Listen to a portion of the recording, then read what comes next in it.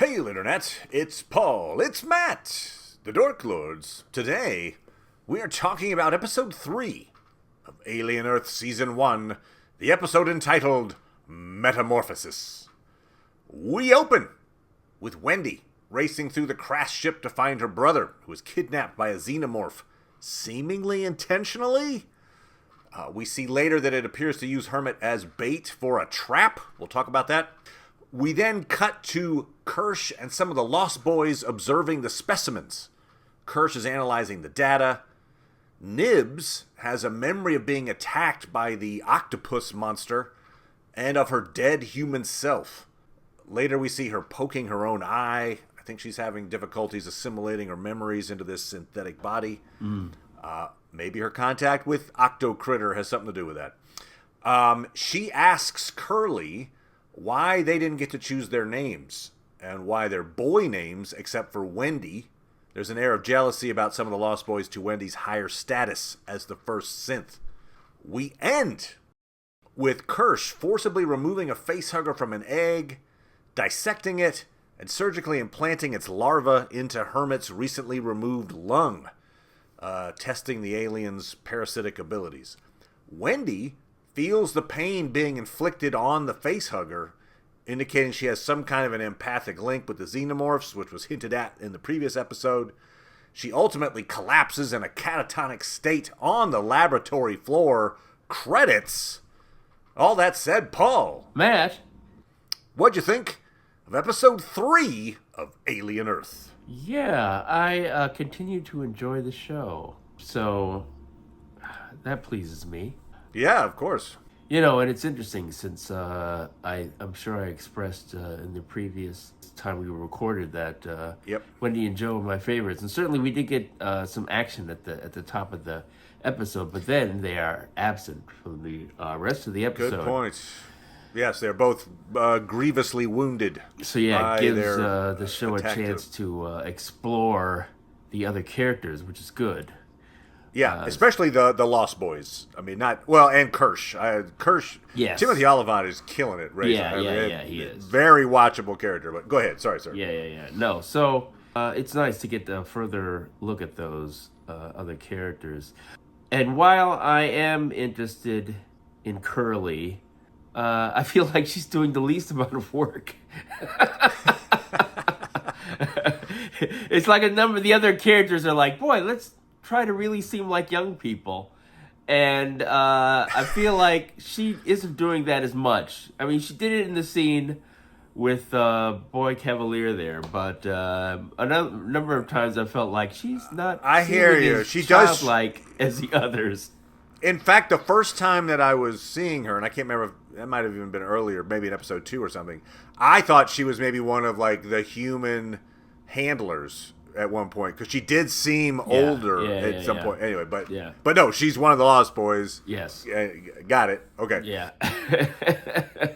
If you say so. I would say the two more compelling Lost Boy characters at this point to me are Slightly and Nibs. I think those two. Yeah. And maybe Shmi is a little bit as well. I'm enjoying. I like Shmi and Slightly's interactions back and forth. Bro, did you see that? Anyway, yeah. I mean, as I say, Timothy Olyphant's Kirsch. Yes. Does a lot of really good facial acting, which for a character that's essentially a robot, that is it's a tough ask, and he pulls it off. Yeah, you can see the element that, of course, was in the first Android, and, which you could sort of intuit is a sort of exasperation or disdain for humans. Yes, that great scene. It's maybe the best scene in the episode, in my opinion, with it's the Boy Cavalier standing too close to the egg sack. Yeah. And so it's like, first of all, why does everyone in the alien universe stand way too close to these giant pulsating egg sacks? Right? Yeah. Guys, come on now. But it's a great scene. So Boy Cavalier's doing the I have intelligence but not wisdom, essentially, trope of just gazing at it. Oh, this looks cool. And the Kirsch takes a moment. He doesn't immediately pull it off. Not immediately. More or less, no. but yeah, he just like, there's a moment where he's like, should I just let him be stupid? Should I just let him be stupid? It's like, nah, and then he removes him from the room. And so, but that's an interesting plot point, too, because he removes him from the room and then convinces Cavalier to keep humans out of the lab. Yes. Which is probably for the best in the short term, sure. especially with those things. But it also could lead to some real problems if it's like, if the androids decide to be nefarious, they have full run now of the specimen. Well, so anyway, I feel as if the androids wanted to do things, it would be difficult. They could just do it anyway. Yeah. But I'm saying Cavalier's putting a lot of it's faith just an interesting, in Kirsch, because this is supposed to occur before Alien. Before Alien, yes, 2 years before. And so you would think instead of let's have a ship full of humans and an android, that why didn't they just put a bunch of androids on the ship? Yeah, great point.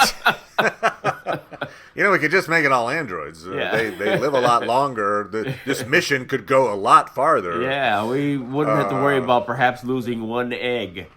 Things like life support. We could just not worry about it. Hey, look at that. But another interesting Kirsch scene is the one, so when Morrow finds Slightly and Shmi, and then Kirsch comes in and more or less saves the day or whatever. Morrow asks Slightly and Shmi if Kirsch is their father, and then they go and immediately hide behind him, behind his legs, which was a really interesting scene. Yeah. It looked cool, and it's got the implication, yes, he's their dad. I mean, in some ways, that they perceive him that way, and so I think that is a relationship that the show has shown us that perhaps, in fact, their father figure is what I'm getting at. Perhaps we'll see. But now you've seen a few more episodes than I have. That's so true. Good point. That's true. Okay. Yeah. I that am is my warning only to by 1 through 3. Okay. Fair enough. Maybe not. Maybe not. Okay. Morrow does plant a communication device on Slightly. Yeah, I'm glad you caught that. The first time I watched it, I did not. I was like, how is he doing that? Is he just plugging in but he does that and then gets Slightly to say that he's a friend. Yeah. Whether or not just to get rid of him or not, at least he's intimidated into saying, you're my friend. Yes. And so Slightly is definitely compromised. Yes. And obviously with Morrow's ill intent, he's going to try to exploit that, obviously. Yes. But they've set those breadcrumbs, breadcrumbs, set that really plot point. So Morrow is still, I wouldn't expect it any other way, but he's still very intent on getting these specimens. He's even as much as being told, don't get the specimens. And he's like, no, I'm going to go get the specimens. His own boss is telling him, don't do it. Yes, nope. I like that aspect of it where upon reporting in, his boss reveals that she was not his first boss. Right, he's been away so long, his boss died, and it was this woman's grandmother. Yeah. So a lot has changed while he's been gone, but he's almost still back in the past, I guess. Whatever. Yes. This show has planted a lot of seeds for a lot of really interesting characters. Yes. Where, they're not just exposition dumping us with every character. Yeah. And so it's clever. It's really cool. The payoff will matter, though, in terms of was this worth it? Yeah. I have a feeling it will be. I mean, Noah Hawley has good track record of this kind of stuff. And so I feel confident that they will pay it off. But they've set these, all the Lost Boys, Wendy, Joe Hermit, Kirsch, Boy Cavalier, Yutani, Morrow. All these characters really do. You want to know more. You want to okay, why? What is this motivation? Why are they? Great. It's really well done in that way.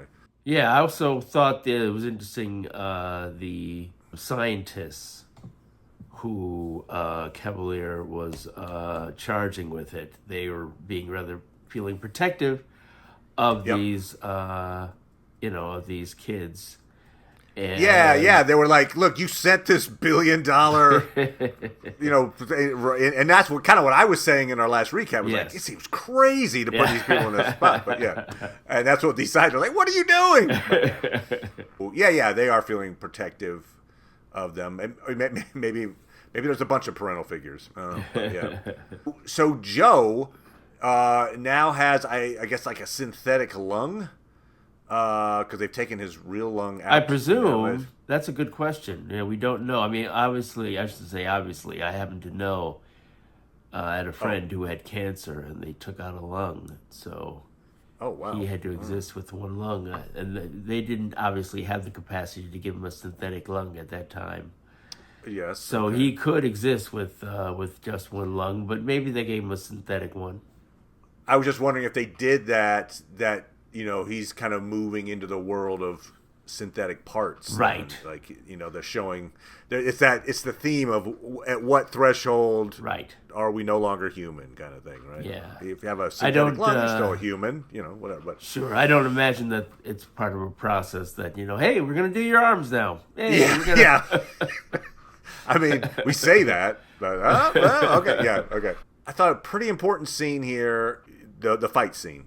So the xenomorph takes Joe to the back of this big metal container, and sticks him to the wall. Yes, but notably doesn't kill him.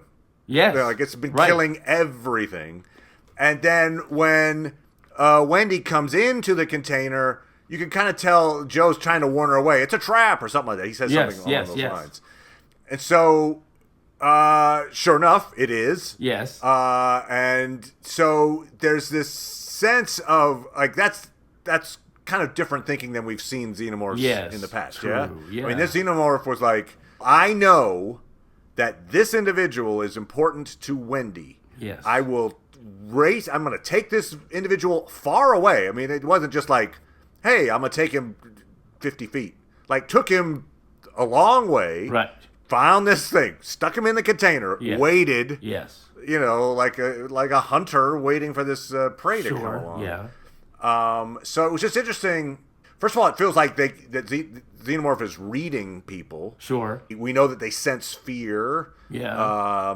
We know that the eggs can sense when there's a good facehugger victim nearby. Yes, exactly. Like it's like hugging this person's face or this creature's face is not going to give me anything. Right. Oh, it's just a synth. Never mind. I'm not going to open that.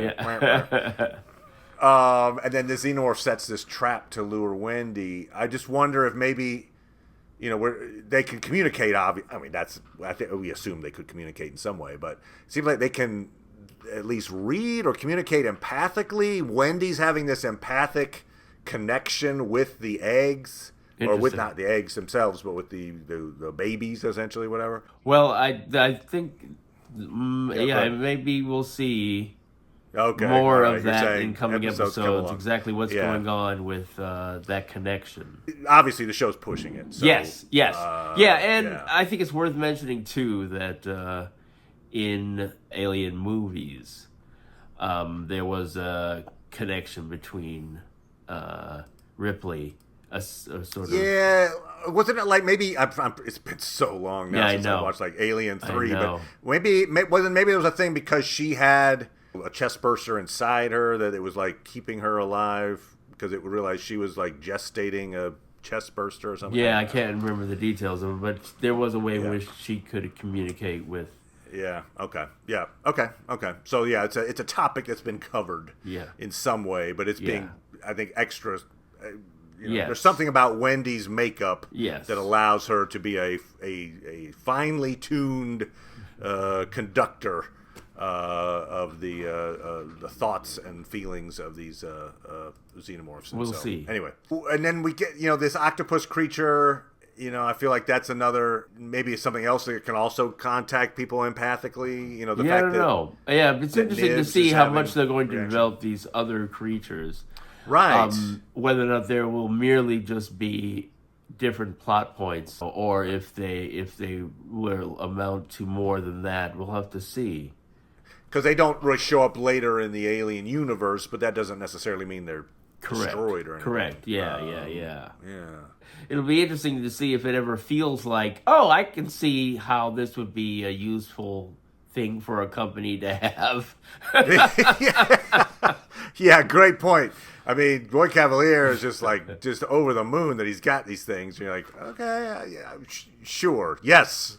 You're right. There's probably all kinds of awesome drugs you can make from the the slime from these creatures, but okay. So anyway, it is. You're right. It's an episode that takes its time to look at some of the other players as opposed to just our protagonist. Yes. And to good effect. Morrow has escaped. He's out and about, but he's able now to communicate with Slightly. So he's got his in, and as we know, he's basically verbally said, "Hey, I'm going back after these specimens." So he's still. He's your central villain at the moment, although Yes. Boy Cavalier is no Jim either. But No, not at all. so we will be back talking about episode 4 Yes. of Alien Earth, and we're talking about episode 9 of Strange New World. So we're getting near the end of that season. We are. So yeah, coming back for those things. Thank you as always, Paul. Sure, Appreciate no it. Good sir. problem. And we'll talk to everybody next time. Bye. Bye.